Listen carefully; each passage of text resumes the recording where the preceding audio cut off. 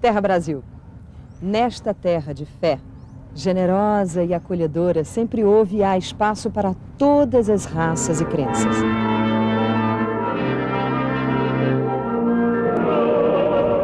Os descobridores portugueses já trouxeram a bordo dos seus navios um padre católico e apenas 4 dias depois já se celebrava a primeira missa no Brasil.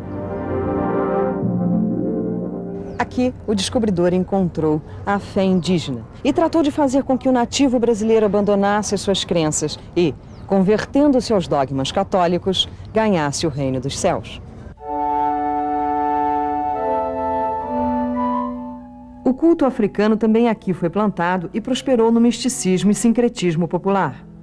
O respeito e a tolerância foram campos férteis para que outras fés viessem para a Terra Brasil.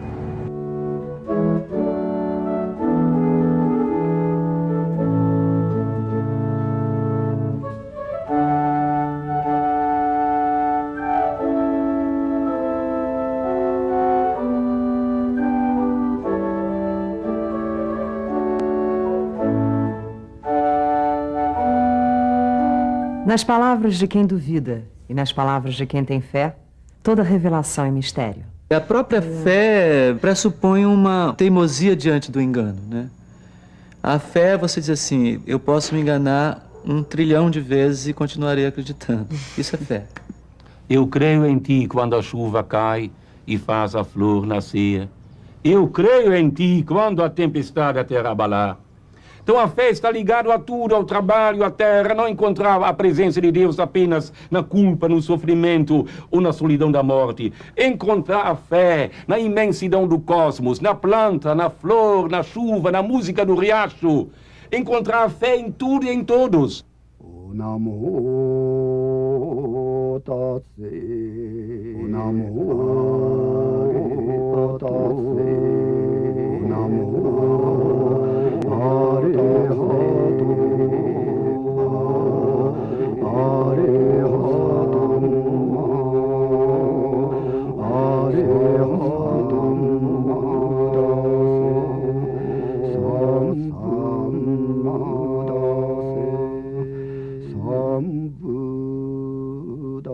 Qual é o fundamento do Zen budismo?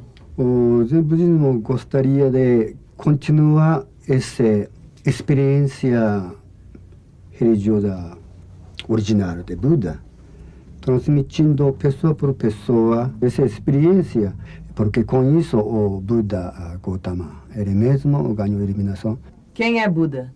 Nasceu em Índia, mais ou menos 1.600 anos atrás. É como um príncipe, como um gente normal, não é Deus, uma pessoa normal. Ele casou, tem até um filho, e com 29 anos sentiu o sofrimento deste mundo, como poder resolver esse problema. Aí, conta próprio, meditando, ele ganhou iluminação, aí tornou Buda. Fé e religiosidade, crença e ritos, são elementos de mesmo significado? Religião, em primeiro lugar a palavra, significa religar nossa vida a Deus. E nós cremos um Deus que nos busca, que se revelou, que se comunicou, que se anunciou, que tornou-se presente no rosto maravilhoso, sábio e fantástico, Jesus Cristo. Então a religião, nossa religião, a fé, se baseia em Cristo Jesus. Católico vem da palavra grega, catholikon. Significa universal, total. Como é a religião luterana? A origem está no movimento da Reforma, que aconteceu realmente no seu ponto alto, 1517, na Alemanha, pelo monge Martim Lutero. A fé é um dos tripés, né, que nos ligam a Deus, nos conduzem a Deus. É um dos tripés do movimento da Reforma, somente pela fé, somente pela graça, somente Jesus Cristo. Na palavra de Cristo fundamentam-se as religiões católica e protestantes. Mas é o momento de dar voz a outras crenças de tantos milhões de seguidores.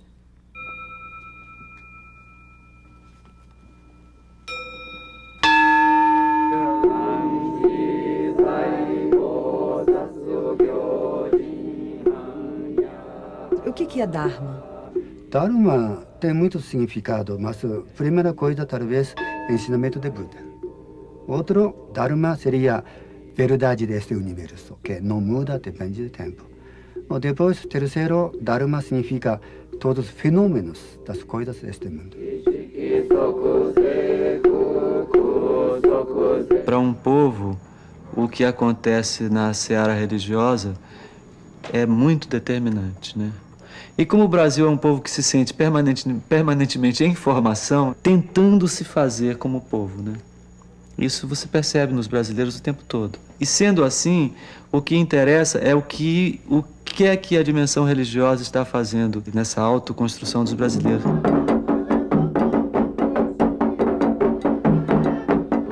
O Brasil está precisando muito, muito da palavra religiosidade. Não existe religião sem união. É preciso que dentro de cada líder espiritual, dentro de cada pessoa de religião, haja união para que se tentasse construir um país melhor.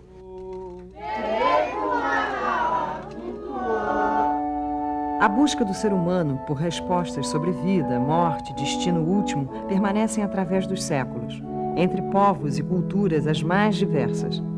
Mas é curioso ver como os caminhos seguidos por vezes se entrecruzam.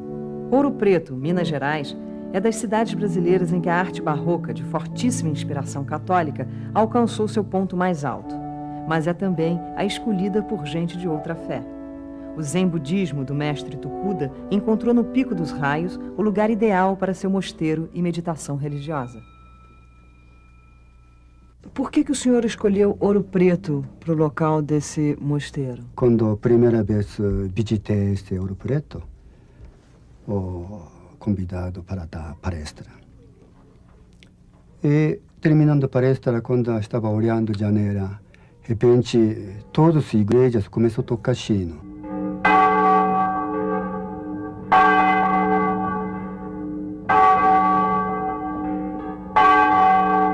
Isso é tão tocante assim, puxa vida, gostaria de construir um mosteiro Zen aqui. Eu já ouvi uma história do senhor, de que o senhor, quando veio para cá, não tinha dinheiro para construir o mosteiro. E o senhor começou a pedir aos escravos mortos. Isso é verdade? Pois é, eu queria construir aqui. Porque quando veio, caiu um tipo de arco-íris, como a aurora em cima de nós. Eu não acreditava o que estava vendo, estava sonhando. E começou a barraca. E de manhã acordava, vendo lá no canto, onde pode ver a cidade do Ouro Preto lá embaixo. E com isso, primeira coisa, eu rezava, olha, por favor, me dá terreno aqui e canta para vocês, para aliviar quanto vocês sofreram. Mas eu tenho uma história, uma explicação para essa questão da religião dentro da minha família que eu adoro e que, de uma certa forma, serve como um retrato meu. Minha tia Geni, que era a irmã mais velha de minha mãe, ela frequentava a igreja muito, como todas as pessoas mais velhas da família e tal. Um dia eu dizendo para ela, minha tia, eu não creio, quando eu me tornei ainda adolescente um ateu católico, ela conversando com a tia Geni, disse para ela que eu não cria, né? E ela então disse assim, meu filho, você nasceu dia de sexta-feira, é igual a mim. Quem nasce dia de sexta-feira não acredita em nada. Eu, por exemplo, nasci dia de sexta-feira, eu rezo terços por dia pedindo a Deus para me dar uma gota de fé, porque eu não tenho uma gota. Isso é maravilhoso. Eu rezo para pedir para ter fé. E já começa dizendo, quem nasce dia de sexta-feira não acredita em nada. Você já pressupõe, você já tem uma superstição segura, pronto, em pois princípio, ali, que a pessoa que nasce dia de sexta-feira não tem fé. E, no entanto, acredita nisso, né? Reza para pedir um pouco de fé, porque não tem uma gota. Né? Eu acho realmente a medalha que alguém usa, como tal, pode ser uma magia branca. A medalha vai me proteger contra qualquer bala perdida. Magia! Mas se através desta medalha, a pessoa, desse amuleto, a pessoa se cuidar mais e realmente confiar mais e acreditar mais, aí acontece o problema, é exatamente a fé, como diz Jesus. Se vocês acreditarem em mim, vocês farão as coisas que eu fiz e farão coisas ainda maiores. Quanto ao poder, para quem crê, tudo é possível. Então a medalha pode te proteger até contra uma bala perdida. No Brasil de tantas fés, surgem naturalmente as dúvidas e questões. Monge, pai de santo, padre, pastor, rabino. Qual o seu limite de verdade e hierarquia? Há algo contra as religiões em geral que precisa também ser mantido, precisa ser defendido. Os argumentos contra a religião e contra a religiosidade são muito fortes. Eu acho que você considerar que uma pessoa a quem você dá o direito de falar em nome do desconhecido e do inexplicável está sempre à beira de exercer um abuso de poder, está. Seja essa pessoa uma mãe de santo, um papa ou um bispo, protestante, um pastor protestante.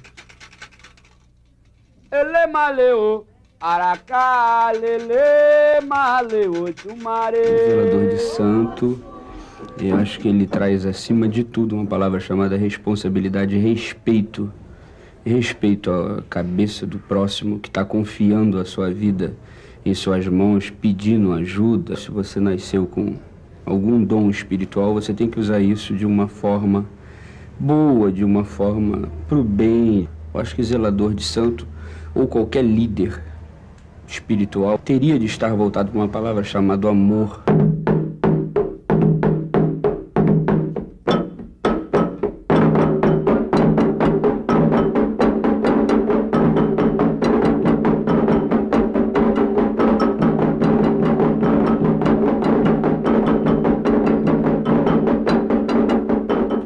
O mestre Didi não pode falar com as câmeras?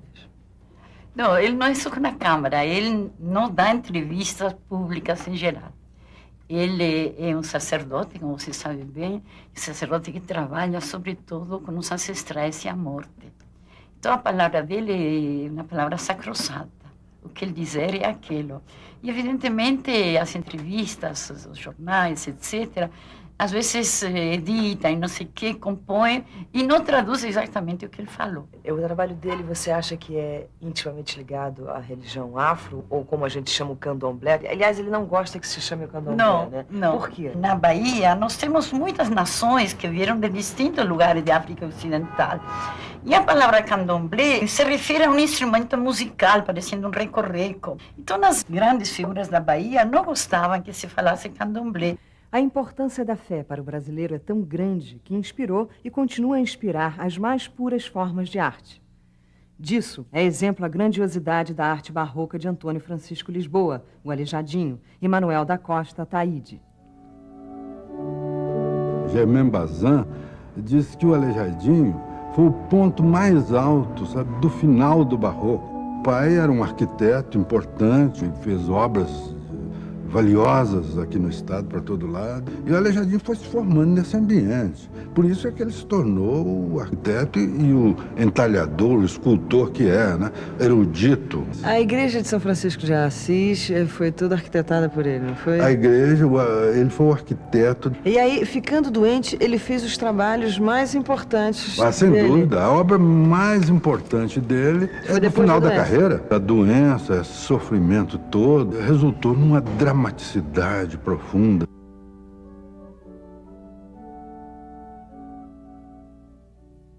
Santos de devoção e orixás encantados perpetuam por gerações o trabalho de santeiros e artistas populares.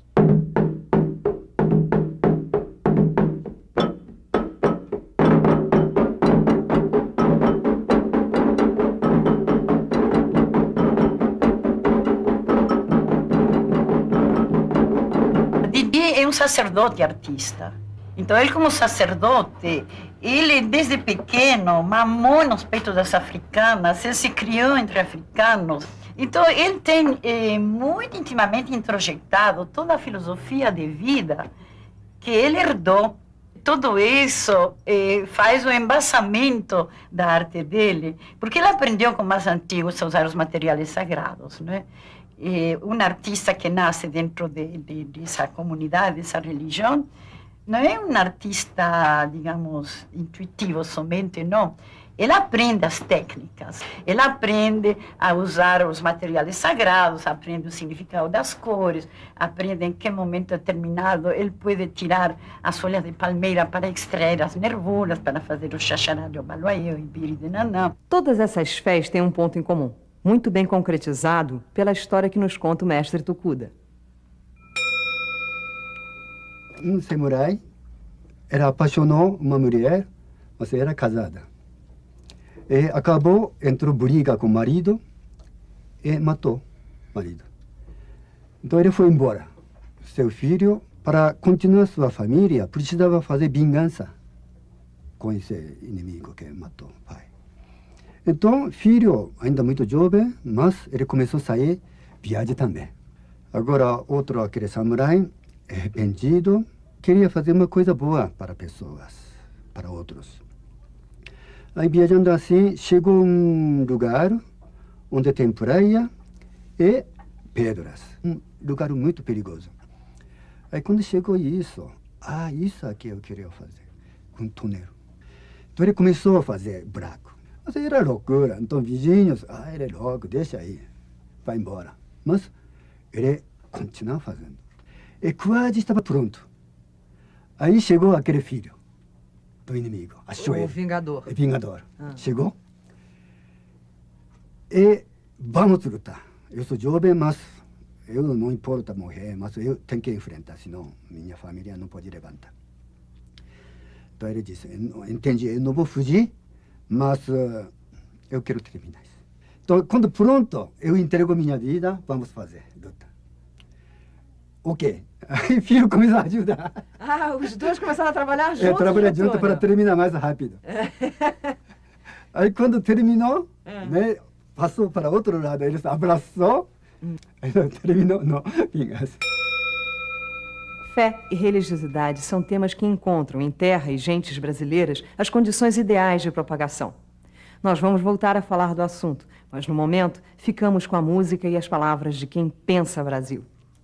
O carnaval, eu diria, que é quase um grande ato religioso, como é um jogo de futebol no Maracanã, no sentido da coletividade estar toda ligada, unida em torno de uma energia direcionada para aquilo. Concentrada, direcionada, né? Quer dizer, e o povo brasileiro é um povo apaixonado. Nesta cidade todo mundo é do Oxum. Homem, menino, menina, mulher. Toda essa gente irradia magia. Então, no fundo, o povo brasileiro é um povo imediato, que tem uma experiência da presença de Deus, na imensidão da praia, na imensidão do verde, do cosmos de um céu estrelado, na musicalidade de um pássaro, na vibração de um beija-flor. Presente na água doce, presente na água salgada, e toda a cidade brilhar. Seja tenente ou filho de pescador, ou importante desembargador, se der presente é tudo uma coisa só. Eu realmente estou impressionado com essa energia de povo brasileiro. Se direcionar essa energia, juntando tudo para uma coisa, então esse país ninguém segura, não? País do próximo século. A força que mora na água não faz distinção de cor, e toda a cidade é do Oxum. É do Oxum.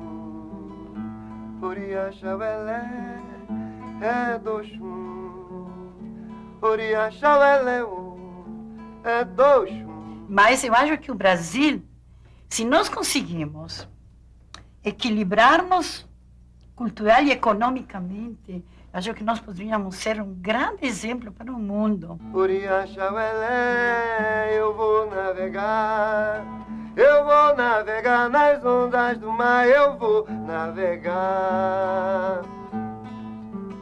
Eu vou navegar, eu vou navegar nas ondas do mar, eu vou navegar.